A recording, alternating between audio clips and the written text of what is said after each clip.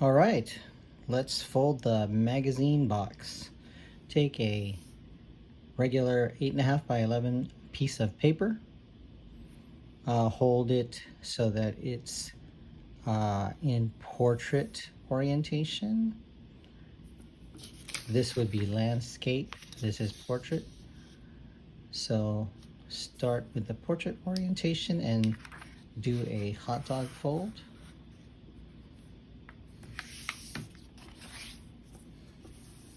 You can crease that fold with your fingernail and then open it back up. That last step produces a crease here in the center. We're going to take each of the outside long edges and fold so that the edge touches the crease in the center directly. So you do that, and this edge is right along that center crease. Open it back up, and then take the other edge and do the same. Fold it so it brings the edge right along the crease, and then open the paper. You should have 4 equal-sized columns. Now we're going to do a hamburger fold. So take the whole thing and fold it down. Make sure it's very precise and straight as much as possible.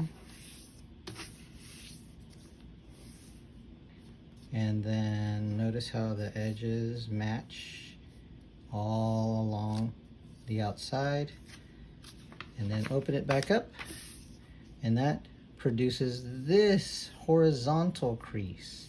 Now we're going to take the top edge and the bottom edge and fold them to that crease so that the edge is touching the crease, just like that. And this time we're going to keep it closed, and we're going to do the same thing here to this edge, and there should be no space here, and they should not overlap either. They just touch. They come together right where the crease was.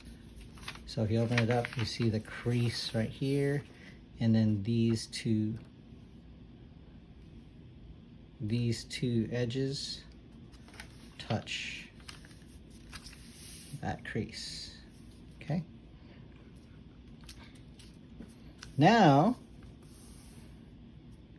you're going to look for these 4 vertices, and you're going to take this edge and fold it down so that that edge matches this crease right here. Let's see if I can show that. See, there's a crease right there, and we're going to bring this edge to that crease, and it should look like this.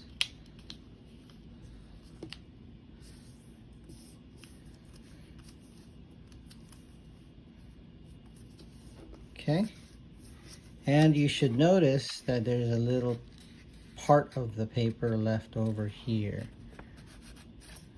Okay, see that little flap? Okay, then I'm going to come straight across over to the other side, and I'm going to fold this vertex so that this edge meets up with this crease. Just like that.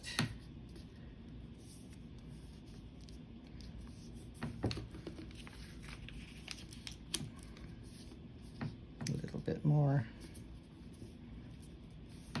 There we go. Okay. And now I've got this extra part right here, and I'm going to just fold it up and down along where that imaginary line going from this part of this triangle all the way across to this part of this triangle, so that it looks like this, right?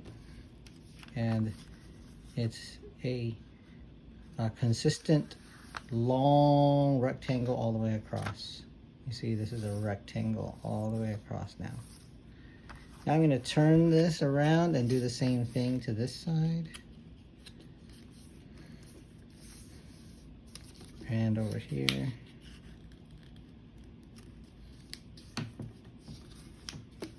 And fold that up like that. Again. And it should look like that.